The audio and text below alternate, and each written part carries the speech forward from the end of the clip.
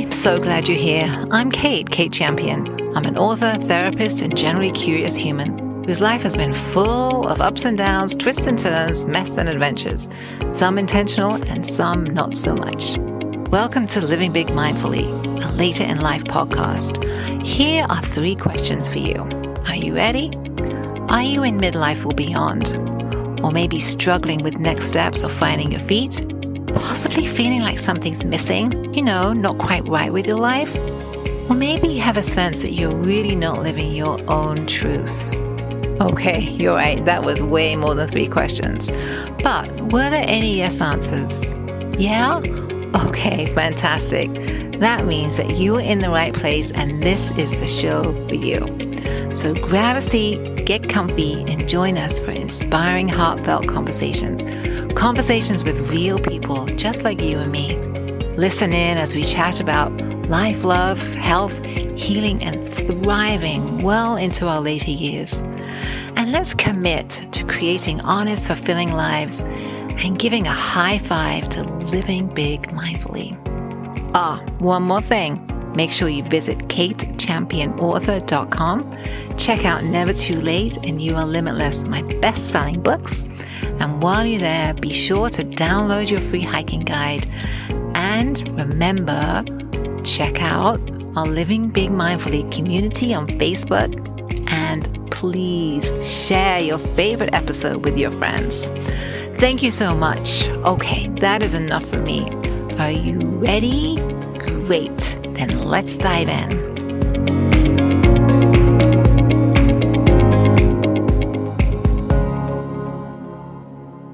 In this week's episode of Living Big Mindfully, I am excited to be chatting with Elora Canne. Elora, who is originally from South Africa, is speaking to us today from Sydney, Australia. She is an author, mother, grandmother, and budding paddleboarder who writes about later in life relationships, keeping the spark alive, and the power of finding your voice. During our conversation, Elora talks openly about the gap year she spent traveling and reconnecting with her husband after 25 years of marriage, why she had to learn to create space for quality time and self-reflection, and how she discovered a surprising win-win after she started truly expressing her wants and needs. We go on to explore the difference between being in love versus the care and deeper connection that can develop over the years. Throughout our conversation, Elora offers listeners lots of tips and strategies to help us with balancing relationships, working through guilt, and embracing the never too late mindset that fuels her passion for running and paddleboarding. And no surprise, Elora tops it all off with some powerful sage advice.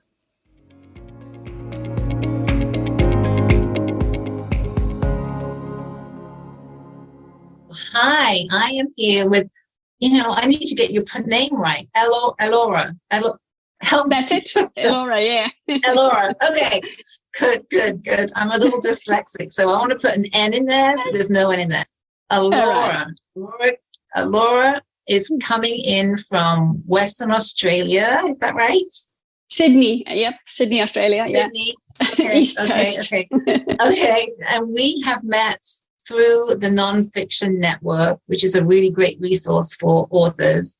And, she's helped me out with some things, and I haven't been such a good friend, but I've helped out here and there. Oh, but she's really excited to have you here today. So tell us a little bit about you and your story. Just tell us a little bit about who you are.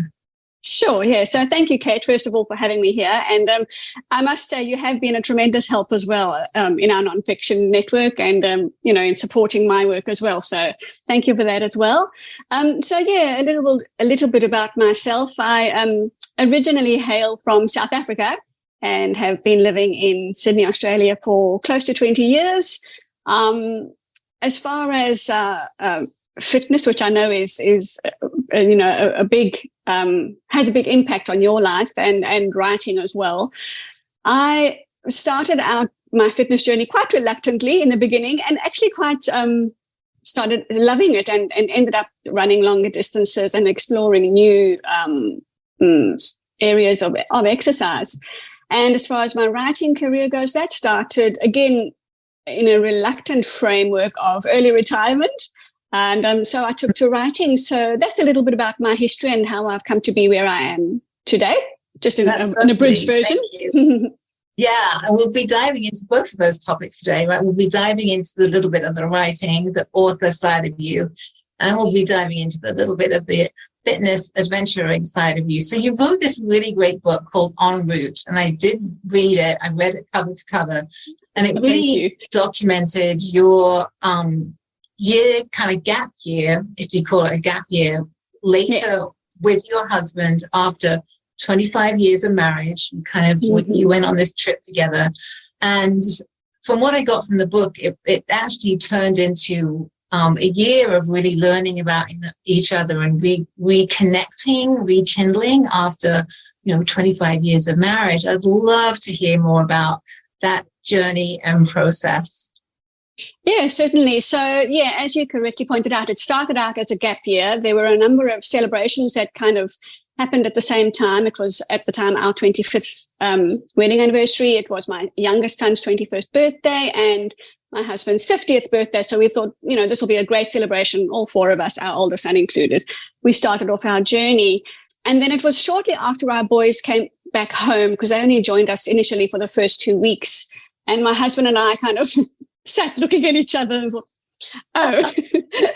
it's just the two of us for, this lengthy period of time. And our boys were in their early 20s at that stage. So we'd had them with us for 2 decades. So this new alone time together was completely new territory. And so quite early on in the early stages, I realized that this trip was going to be more about just sightseeing and fun holidays. And so we started discovering new facets to each other, because, you can imagine when you're in a new experience, you haven't had opportunity to learn those things about your partner. So new things were unfolding every day about each other and about ourselves. It gave us plenty of time for introspection as well.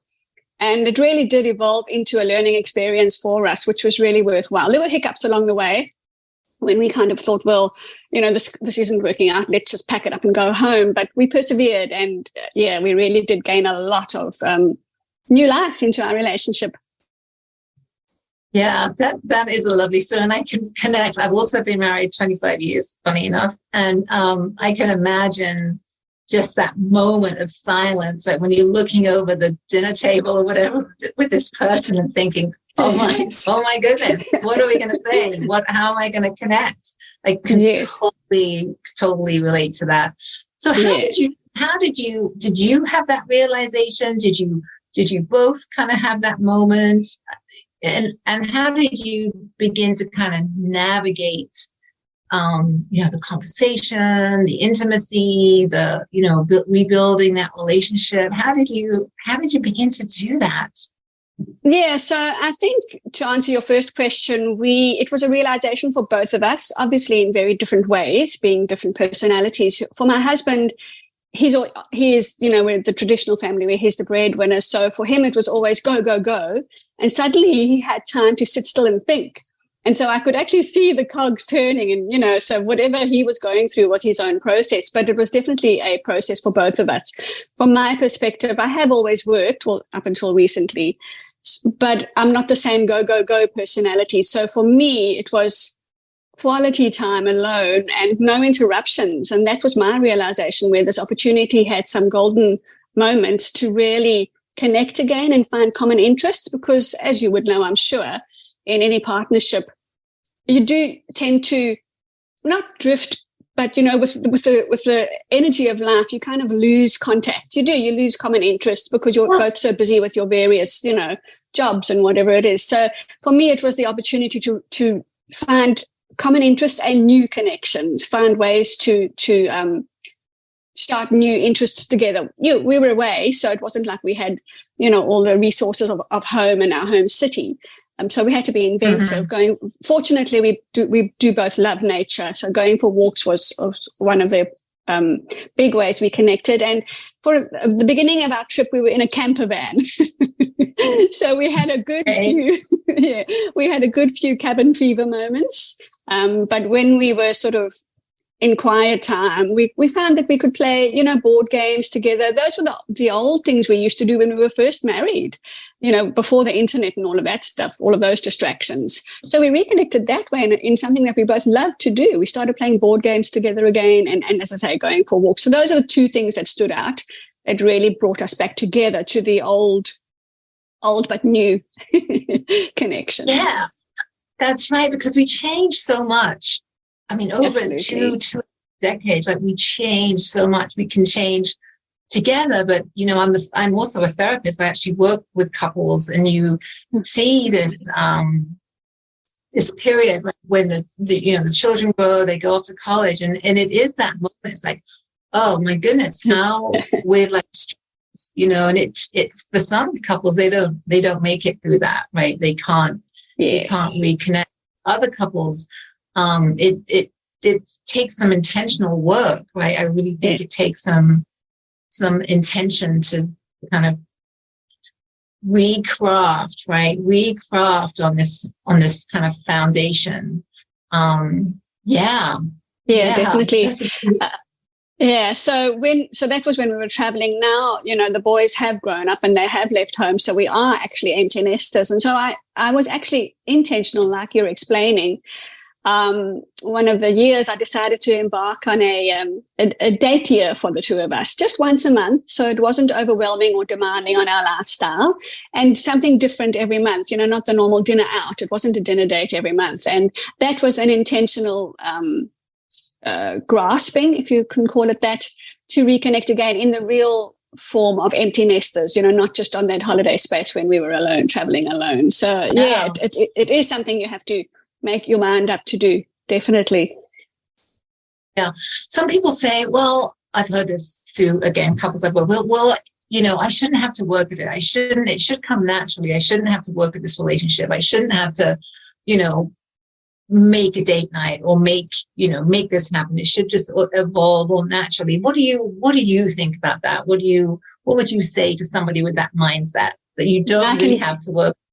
Yeah, I can completely relate. When we found ourselves floundering, we both said, you'd think this would be a piece of cake. We've been together for so many decades. By the time we were empty nesters, that was 3 decades, 30 years. And we thought, well, how can we not know each other so well? We've been together for so long. This should be easy sailing, But as you correctly pointed out, we changed so much from the previous time when we had time alone together.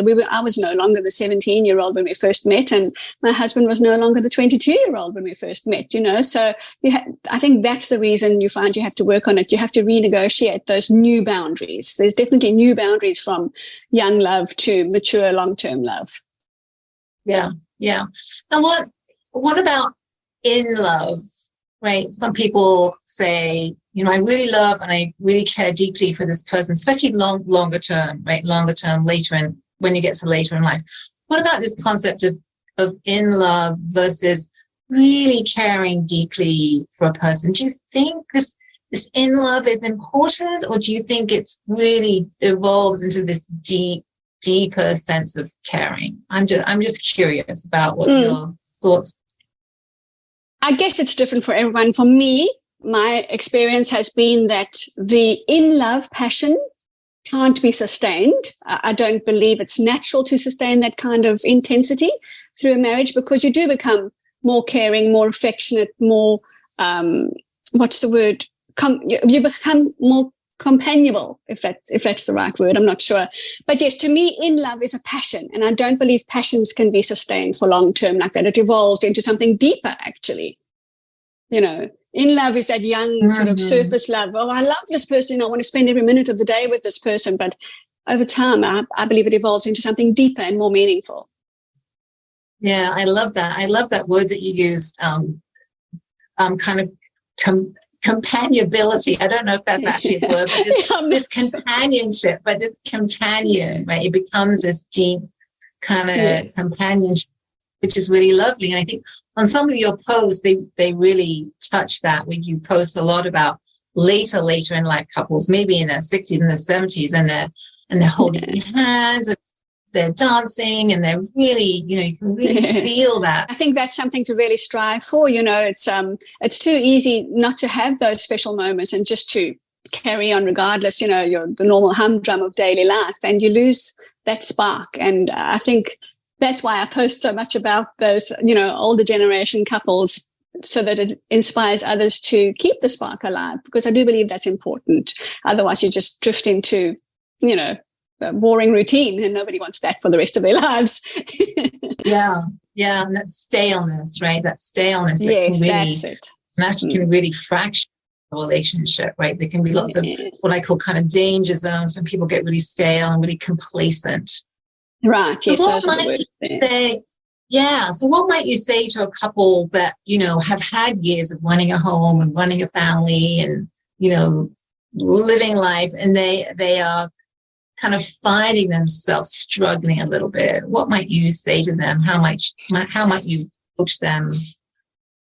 Well, yeah, my first bit of advice from personal experience would be to find the common interests that you had in the beginning of your relationship.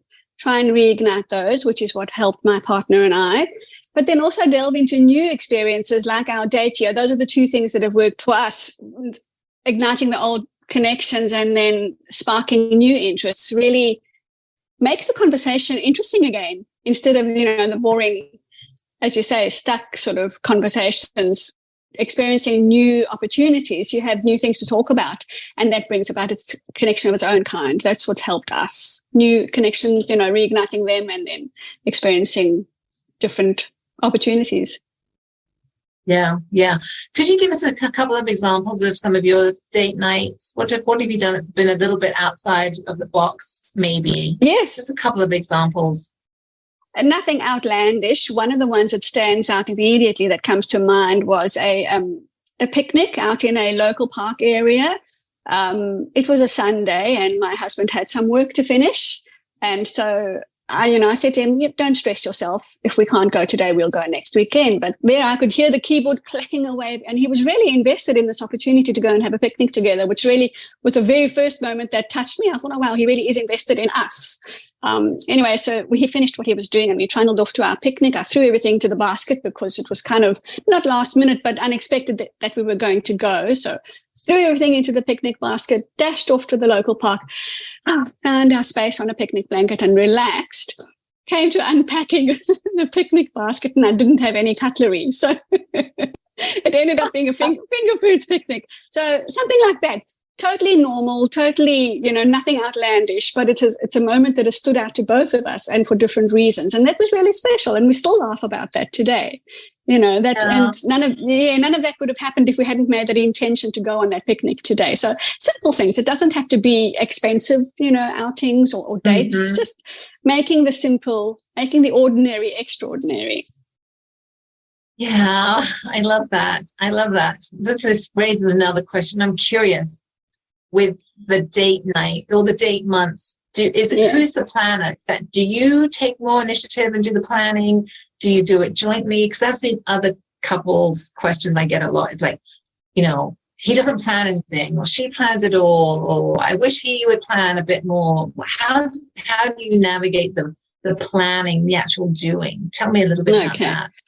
So for those date experiences, I was the one who initiated it, and I did exclusively plan our outings. However, to make it a couple's thing, I did involve my husband, asking him, if there are things he would like to include or things he would like to change. We do it in a shared kind of way. He'll kind of find restaurants that he'd like to try, and so he'll organize those and off we go. Or where we're living at the moment now, we have a boat, so quite often he'll organise sunrise breakfasts out on the lake. So at this stage of our lives, it is a shared thing that we both do. But back then, when we were first empty nesters, I'm not saying my husband didn't try, he certainly did, but I think I was the one who initiated the date year. Well, I definitely was the one who initiated the date year. But from there, new things evolved and new experience evolved that my husband was involved in as well. So it became a shared thing. Yeah. So what would you say to somebody that's grumbling about, well, I have to plan everything and I don't want to plan everything? And what would you say to that male or female that's kind of in that grumbly headspace about having to plan everything? What would you say to them? From a personal perspective, I would say if we or they are the ones wanting the change, I think it's up to them to start the ball rolling. And once the ball starts rolling, they should see change, and then, things will evolve. But yes, that was my perspective. I was the one looking to not spice things up by any means, but just spark new interest. So it was up to me to initiate it. Yeah. So just as when people bring that kind of grumble to me, I actually reframe it, and I try and help them see it like that's kind of their superpower, right? Their superpower is they're the planner, right? That's actually their strength. That's actually something that really is that they can kind of frame as a strength, and using that their superpower for planning or being creative or taking initiative, but really framing that as a strength and a kind of a superpower that can help somebody a little bit kind of reframe that. I love that. So how does that resonate with you when I suggest that maybe this is actually your superpower and you're doing what you're good at? And love it. Yeah, that's really good. I like that perspective. And in filling up their bucket, they're filling up every other bucket, the others' buckets, right? So when you're strength and you're bringing joy, you're also bringing joy into your environment, right? So relationships, children, etc. So it's kind of frame it as a superpower and also frame it as a win-win, right? For the bigger system as a whole. That's right. It spills over into the rest of your life and your family that you're coming into contact with. So it definitely does, impact a wider circle. Yeah. Can you give me an example of what maybe the way that has spilled into a wider circle? Can you give me a personal example of maybe how that has spilled over? Yeah. Let me think. My children my young adults are grown now and in their own relationships. And I know that our younger ones speak frequently of our example of how we set out to enjoy life. And in fact, we just had that conversation last week. So I know that has spilled over onto him. My older son as well, he's married with children, so he's in the real thick of that busy lifestyle, where everything is just chaos most of the time. But, we keep in close contact, and he often on the phone says to us, thanks for the example that we have set. And, we always make sure to explain that no couple is perfect. There is no perfect example. But if you set out to find joy with your partner, as you say, it spills over and it does impact a more positive outlook. So from a wider circle, it's just my two sons that I can use as an example in conversations that I've had recently. So I know that it does work, definitely. Yeah, that's lovely. Thank you for sharing. I really appreciate that. It's kind of heartwarming, right? I also have 2 adult children, and just hope that some of the joy can spill over into their lives as well, and then definitely. The lives of their children. Just these little links in these long journeys, right? Of grandparents, great grandparents, past and the future. So it's kind of this trickle down effect. So absolutely. I love that. Definitely. In some of your social media posts, you talk about kind of reconnecting, and you talk about habits of happy couples, right? So could you tell me a little bit about some of these habits of happy couples that you talk about? Sure. So the first one sounds quite contradictory, because one habit of a happy couple is to have that awkward conversation. Now, that doesn't necessarily make for immediate happiness, but it certainly makes for happiness in the long run. And I will give my husband credit where credit is due. He is really good at having the awkward conversation, at initiating awkward conversations, and they're necessary. As much as we don't want to have them, they're a part of a healthy relationship. So that's the first and foremost one that stands out to me. Oh, I love that. So many people, again, I work with this avoidant, right? They don't want to have the difficult They don't want to have the conflict. They don't want to, step on somebody's toes. But you're right. Having those difficult conversations is so important. Yeah. That's a great tip. I love that. It's important. So switching gears a little bit, I know that you have a strong value around kind of staying fit and try new things. And I think, if I remember, that you've recently started paddleboarding and you're training for a triathlon. Am I correct about that? You are, but before you make me sound like this huge elite athlete, I'm definitely not. But yeah. So we've moved into the home that we're currently living in 18 months ago, and it's on the water. And I just, I had seen people paddleboarding before and thought, oh, that looks so lovely and serene. It's really something I want to try. So I thought, well, why not? I have the opportunity. I have the time. So yes, I am still learning to paddleboard. And as far as the triathlon goes, again, living, at the water, we obviously saw a lot of people training on our walks around the lake. And Kate, I have to bring your books in at this point. It was your books that inspired me to give it a go. It's one thing watching people and admiring them, but it's quite another mindset to say, actually, I'm going to give this a go. So thanks to your books that I've read a number of your books already. I decided to try for a sprint triathlon, not the big one. I don't think I'll ever manage a big triathlon, but it's never too late, right? Right. Yeah. So can I ask, how old are you? I can't remember. How old are you? Just about 57. Okay, perfect. So we're kind of similar age. But yeah, I started backpacking at 55. I think, I've actually got paddleboarding this year on my kind of bucket list. And awesome. I'm not a big fan of the water, so it's kind of a push for me to do the paddleboarding thing, but I do want to give it a try. So, yes. So how was that experience? I mean, how did you begin? How did you kind of get up the courage? How did you learn? Tell me more about the paddleboarding thing. Sure. Let me just go back a step and say that I'm not a fan of water either, Kate, or at least I didn't think I was. Okay. Whenever we were growing up, my husband would want me to go splash in the waves with him, and I'd say, no, I've given you two boys, go splash in the waves with them. I was never a cold water person, and he would dive in and go for a swim, and I'd say, no, I'm happy to soak in the sun and watch, you go for a swim. But again, the move here to this house was like, the water's right on my doorstep. I'm not going to waste this opportunity. And a reverse spillover to what you were saying earlier about the joy trickling down. My daughter-in-law has had a paddleboard before me, and she took me on hers together, just, sitting, not standing at that stage.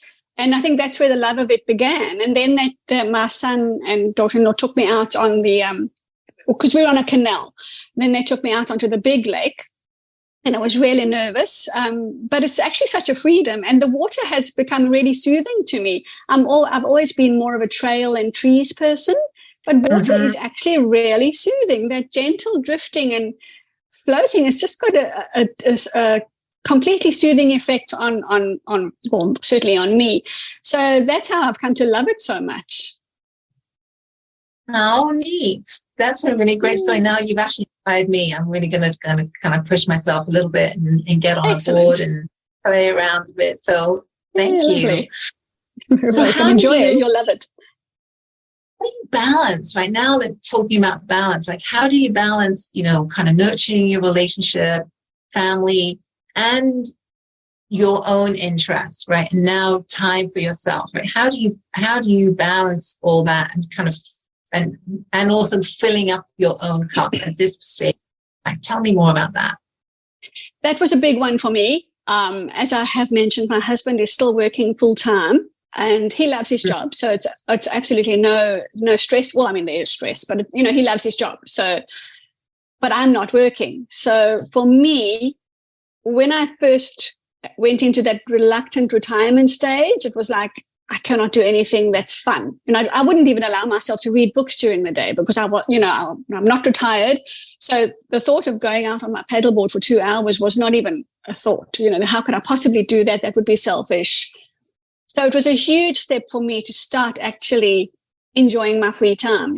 My husband had absolutely no qualms about it at all. He didn't mind in the least. It was all my head, my mindset. Yeah. So yeah, it took a lot of soul searching and journaling my feelings out. And once I could see sort of my feelings on paper, and I thought, that's not necessarily true, And slowly I even started going off and having beach days by myself, which is unheard of in our, or in my, lifestyle. We've always done everything together. So yeah, it's been fulfilling to get that realization that actually I can do things by myself. I don't have to feel guilty about it. I'm quite within my rights to go off and do an activity by myself. So it was a lot of soul searching, but I got there. Yeah. Honestly, that is huge. I mean, I'd love to talk more about guilt. I tend to work a lot with women, kind of later in life women, and this guilt thing, not so much for men, I don't want to be gender specific, but not so much for men, but this guilt thing comes up for women over and over again. I feel guilty when I go to the Pilates class. I feel guilty, when I get my nails done. I feel guilty when, blah, blah, blah, blah. And I don't know, what is that? I haven't got to the bottom of that. I haven't figured out what is that? Is that culture? Is it growing up? Is it religion? What is this guilt thing that women, again, all women, a lot of women tend to harbor that creates a barrier from them, doing some things for themselves. Yeah, I think we're so, maybe it's in our DNA, I've got no idea, but we're so focused on creating a family and a home that anything outside of that is, a no-go area. I'm not sure what it is, but it's definitely a widespread feeling amongst women. You're quite right. Do you have friends and things? Is it just in my world, or have you, is it global? Have you come across that? You've come across that for yourself. Have you come across that with other women as well?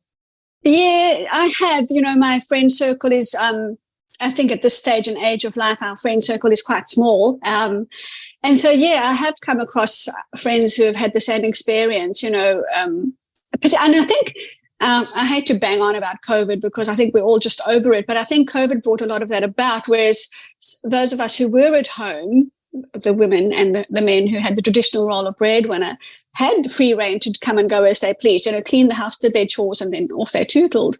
Whereas COVID, a lot of the men started working from home. And I think that's when a lot of it came in. Well, I can't go out and enjoy myself if he's working all day, So I think that was a turning point in a lot of people's mindset. It certainly was for mine. But again, as we were saying earlier, new experiences bring about new growth. So it's something we just have to navigate and sort your own mindset out and work through it. Yeah. And it sounds like you worked through some of that with the journaling, right? You're really questioning some of your thinking, some of your beliefs. You're really looking for evidence, right? What I call real time, here today evidence for some of the thoughts, feelings. And it sounded like, when you went through that process, there wasn't really any evidence to support this sense of guilt. Is that what I'm understanding? And tell me more about that. Yeah, definitely. So I think a creative outlet definitely helps one to sort your thoughts out. For me, creative outlet is writing initially, and then what I do with those words once I've written them, so that I've heard them internally, I've seen them on paper, and then I absolutely love, that's when I go for my walks amongst the trees and just let those words settle in, compartmentalize them, let go of the ones that I don't want to keep, and then come back and then sometimes rewrite new thoughts in my journal, or sometimes it's not a thing I do regularly. It's not a daily thing, I should say. It's once the thoughts have settled and they want to come out on paper so that I can sift through them again and again go through the process of keeping what I want to keep and letting go what I don't want to let go. So, but I do think a creative outlet helps a lot, and out in nature helps a lot. Those are the two things that work for me. And by creative outlet, I mean, it can be anything, right? It can be scrapbooking, it can be painting, drawing. I mean, there's knitting, sewing. There are any number of creative outlets. I think what it does is it keeps also, like, for example, knitting or sewing is not necessarily seeing your words on paper, but it keeps your hands busy, so your mind has got time to settle in on your thoughts. I'm not sure. Yeah. No, I love that. I really connect. I do a lot of my kind of creative processing out in nature as well, like kind of on the trail or running or hiking. It just like creative flow kind of takes over. Yeah, so it does. Lovely. I totally hear you. So with all of it, right, with the reconnecting in the relationship, with the pushing through on the paddle boarding, with the triathlons, with the working through this guilt thing, you must have really kind of pushed through some discomfort, right? You must have really kind of had to push yourself out of your comfort zone. You must have had to be uncomfortable, right? Maybe scared, or maybe a little nervous, or maybe, I don't know, maybe just kind of worried. So what do you think about the value of pushing out of the comfort zone, and how did you navigate some of those tougher times? A lot of soul searching took place for me, and I kind of came to the realization that I've always been a people pleaser, the dreaded people pleaser.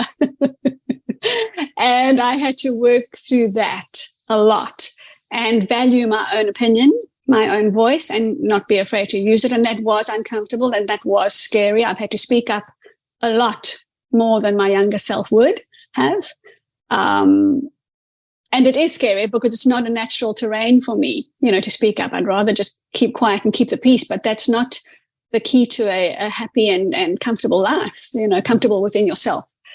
So, yeah, I did have to work through a lot of that people-pleasing business and discover for myself the value of my own words and wants and needs. Wants and needs are very different, but we're entitled to both. We're entitled to have our wants, and obviously we have to have our needs. But that was a big thing for me. We're entitled to have our wants. Absolutely. Why not?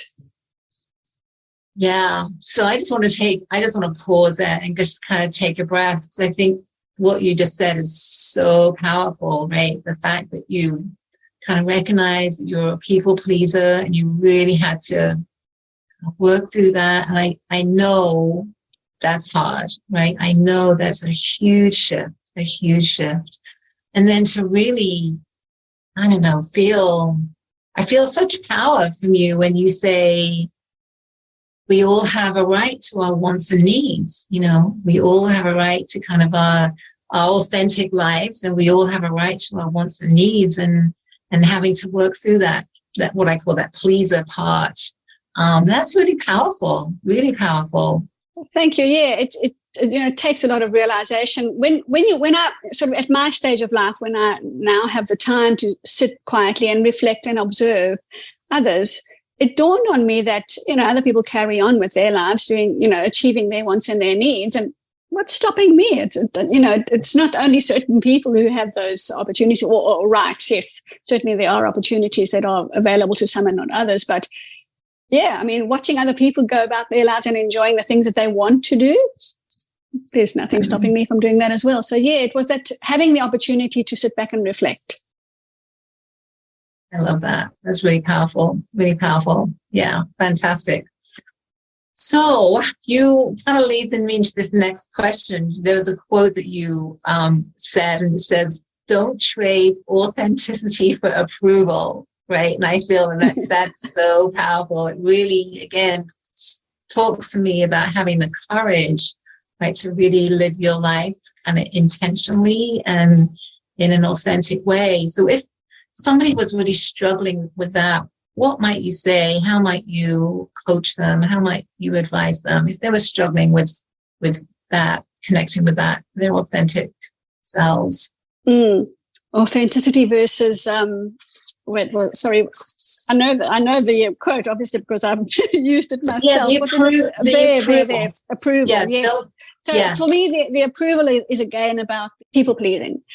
So what I would say to anyone struggling with their, letting their authenticity shine through versus seeking the approval of others is, don't be afraid to use your voice. And I know that's so easy for me to say, and it's certainly not easy to do. But again, it's that entitlement. Everyone is entitled to their opinion, and so are we, each one of us. We're entitled to our opinion as long as we do it kindly and with love, and we're not, intentionally hurting someone with our words. We are quite entitled to speak up. And to me, that's letting your authenticity shine through and not always seeking the approval of others. Sure, we want to make other people happy, and that's important, but you're not at the expense of your own personality. Yeah, and your own wants and needs, right? Your own wants and needs and desires. Yeah. That's powerful. Yeah, I appreciate you sharing that. Thank you. So we both acknowledged that guilt, dealing with guilt is easier said than done. What are some practical tips you might share with the listeners about kind of dealing with guilt and finding your voice, and just some practical tips that you might be able to share. Yeah, so those particular 2 points that you've raised, dealing with guilt and finding your voice, well, they both revolve around that awkward conversation, don't they? You know, if you're feeling guilty about something, you're feeling guilty about something, you have to speak about it. You can't keep it within you, because that's when it starts to fester and affect your mind more negatively. And then I think you just spiral downwards from there, from the guilt. You know, it's a terrible thing to keep in. So yes, definitely guilt. You have to just have that awkward conversation. And yeah, finding your voice. Well, that's what it's all about, isn't it? Is having placing value in your own words. Yeah. Can you give me an example, maybe where you really had to, I don't know, get that, maybe that feeling in your gut, right? You know, you got to have this conversation. You can kind of feel it in your body. Maybe your gut's kind of churning a little bit. You're dreading, right? Can you give me an example of that might come to mind? I'd love to. I can. Yeah, absolutely. Yeah. So I mentioned earlier that I'm even starting to have beach days by myself, which is unheard of in our relationship, or certainly in my experience. And I began feeling self-inflicted. I began feeling trapped. It was a beautiful day out there. My husband was working, and I wanted to go to the beach. I'm thinking, well, I can't go to the beach. And I actually started making myself feel trapped. I started feeling trapped within my own four walls. And I thought, this went on for a while, maybe, not the whole of summer, obviously, but it went on for a while. I thought, hang on, I have to speak about this. So I chose the right moment and said, this is how I'm feeling. I want to have beach days, but I feel terrible because you're working. I can't leave you at home and go and have a beach day. And my husband didn't have a problem with it in the least. It was all in my head. So that guilt that we are always dealing with is not necessarily true. And I think that's where we have to sift through the facts and the falsities that we're telling ourselves the whole time. So that's one of my experiences that came to light. Oh, love that. So what I'm hearing is that, you had a lot of what I call thought story, right? You had a lot of thoughts that had these stories about, I have to stay and I can't do this and he needs me and blah, blah, blah. But it was a kind of a self-created, something based on conditioning, right? And habit, like a self-created narrative, right? That you really had to probably get some courage up to question and say, Definitely. hey, I'm feeling this. Is this reality? Is this something I'm making up in my head? And it sounds like it went really well. Yes, it did. But I was nervous because it's new territory in our relationship, and I didn't know how it would be received, but again, all fabricated in my mind. Right.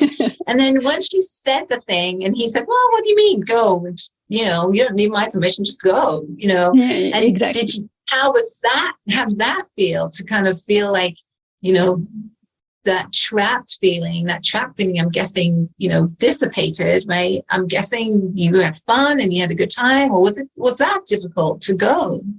It was so liberating. I felt like I'd embarked on a whole new world, a whole big adventure, and it was just a beach day 5 kilometers away, but it was so freeing. It really, really was so freeing, just with the knowledge that I can, go off and enjoy my life, and not to the exclusion of my husband. There's that fine balance.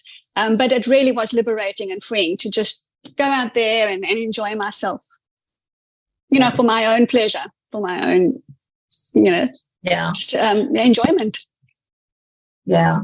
And then you come back at the end of the day, right? And then you reconnect with your partner. And because you're feeling so much better, right? So much more joyful, so much happier in many ways. And again, that's going to spill over. It's going to spill over into the evening. It's going to spill over into dinner. It's going to spill over into your relationships. And it's kind of a win-win, right? Absolutely. I can't tell you the number of times my husband has said, wow, the light in your eyes when you come back from paddleboarding, say, and, it makes him so happy that I'm getting use out of, our home. And so, yes, you're quite right. It spills over into our relationship and brings him joy to see that I'm happy. Yeah. That's lovely. That's lovely. So is there anything else you'd like to kind of share on any of these topics? Anything else any tips or strategies you might want to share with listeners as we dig through some of this? I would just like to encourage anyone who is in a relationship that is starting to go stale not to give up. I mean,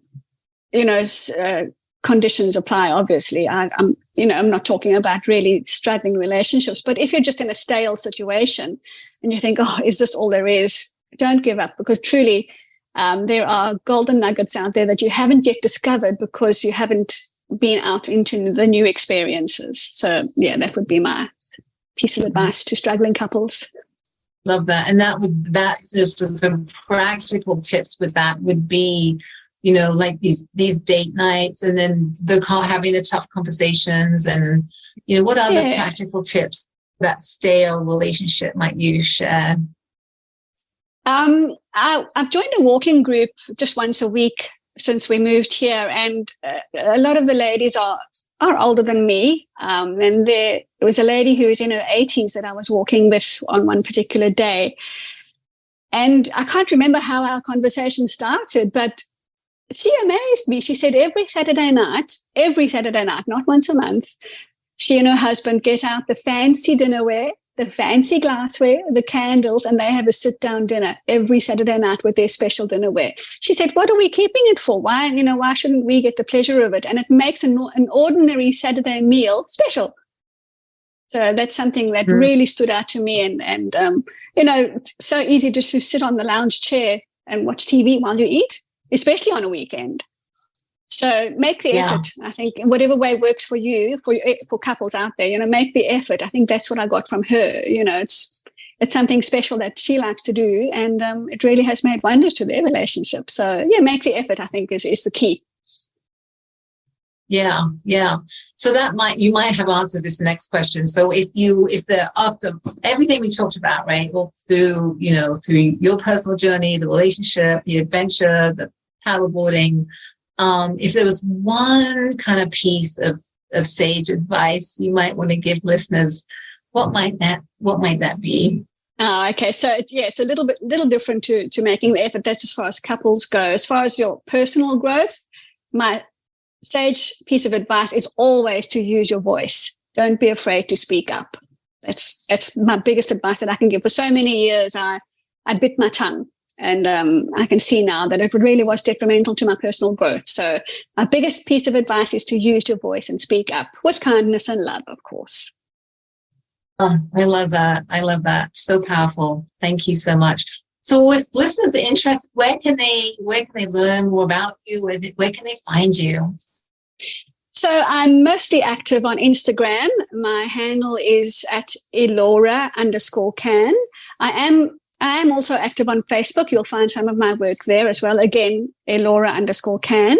I don't do TikTok, and I don't have Twitter or anything like that. So those are my two main social media platforms. I have my blog as well that is sent out monthly on various topics, mostly relationships, self-growth, personal growth as well, and sometimes, great nonfiction books that I've read. That is also at the link in my bio on Instagram, but it's called Creating Sparks That Last for anyone who's interested. That's where you'll find most of my work. Your books, right? You're an author, so you have books. Where can people find your books? Yes. So my memoir, En Route, The Best Is Yet to Be, is available on Amazon as an ebook and a paperback. And if you're in Australia, you can order a signed copy directly from me. But for the moment, it's available on Amazon. And I would highly recommend the book. It's a funny read, and it's really. She goes in depth about her travels, especially through the kind of English kind of countryside. They spent a lot of time in England. Of course, that resonates with me. That's where I'm from. So I would definitely recommend that. So it's a fun read. Thank you, Kate. Thank you so much. Thank you. You've been amazing, and I hope listeners can take a lot away from your wisdom and your years in this relationship. I think there's just a lot of wisdom to be had. So thank you so much. Really appreciate your time today. Thank you for having me, Kate. I really enjoyed our conversation as well. Take care.